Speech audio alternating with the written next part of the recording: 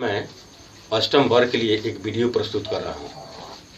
आज का विषय है संस्कृत व्याकरण में कारक।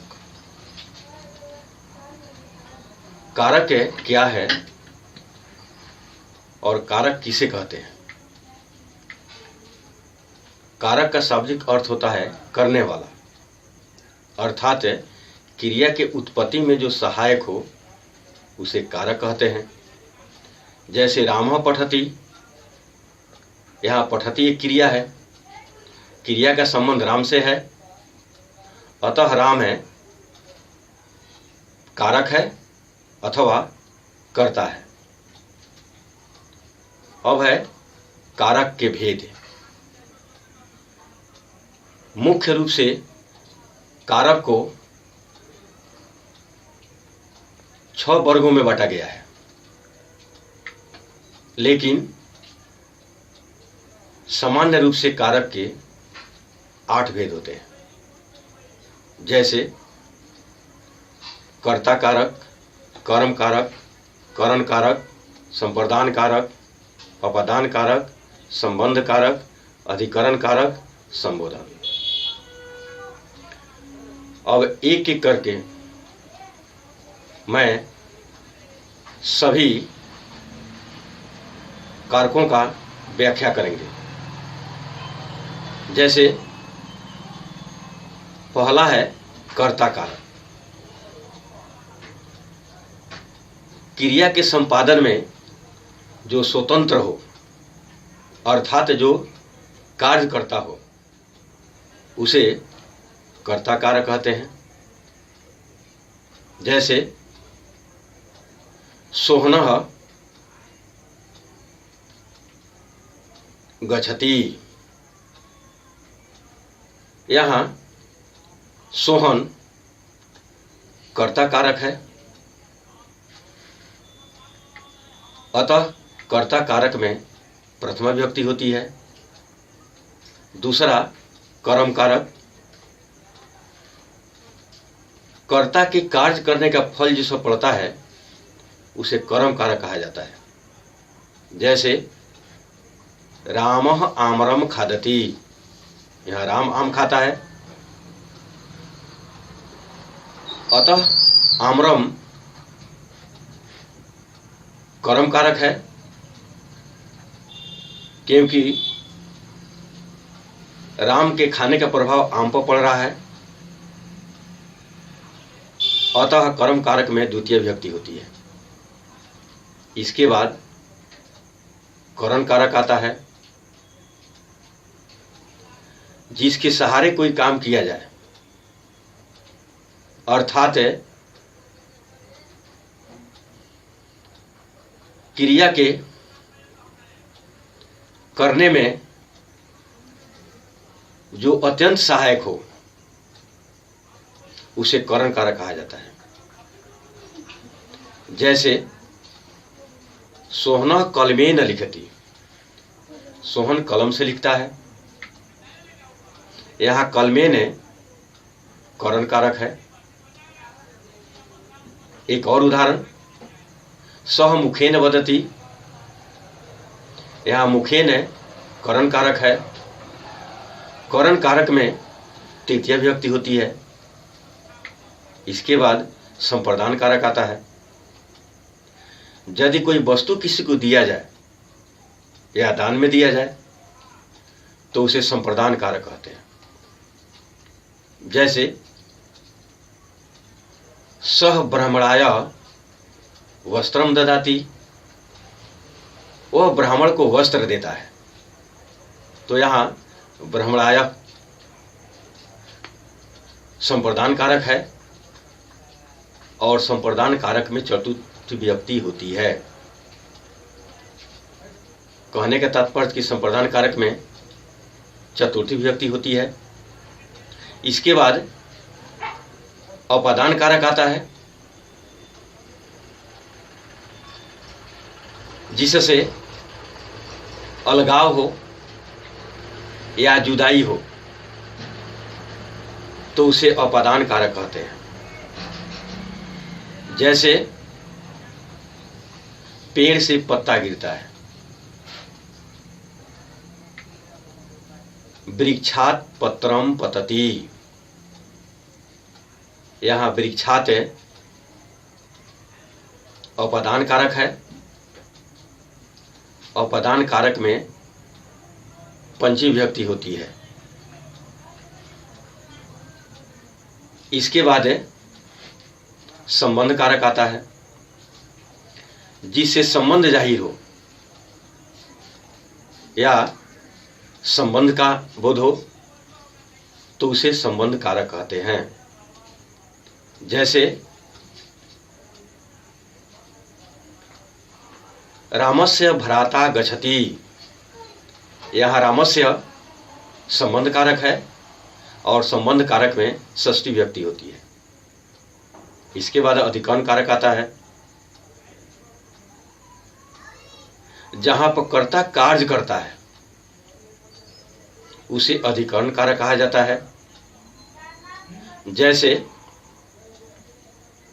सोहन विद्यालये पठति।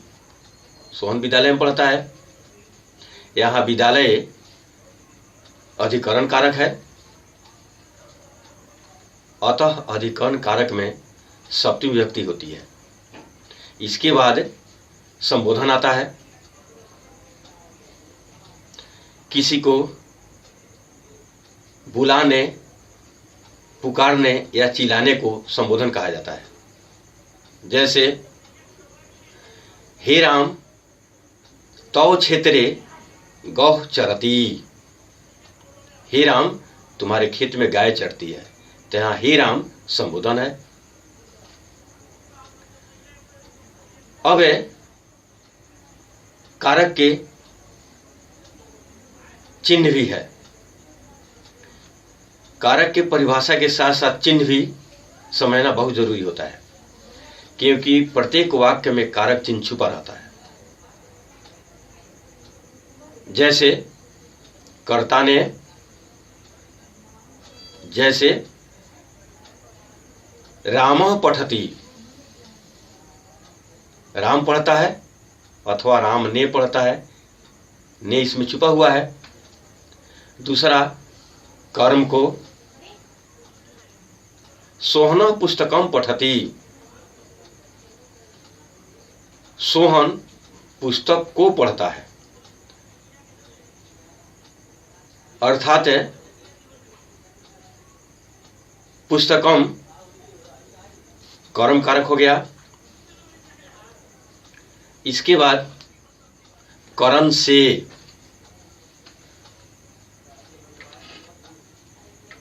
सोहनः हस्तेन चलति।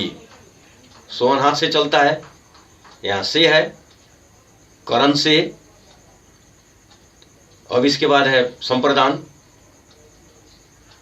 तो संप्रदान को के लिए वह राम के लिए पुस्तक लाता है। सह रामाय पुस्तकम आनयति। यहाँ रामाय राम के लिए। एक और उदाहरण, सह ब्राह्मणाय वस्त्रम ददाति। वह ब्राह्मण को वस्त्र देता है। यहाँ ब्राह्मणाय संप्रदान कारक है, चूंकि ब्राह्मणाय में को के लिए छुपा हुआ है, कारक चिन्ह है। फिर अपादान से, वह घर से जाता है। सगृहात गच्छति। गृहात में अपादान कारक है और गृहात में से छुपा हुआ है। संबंध का के की।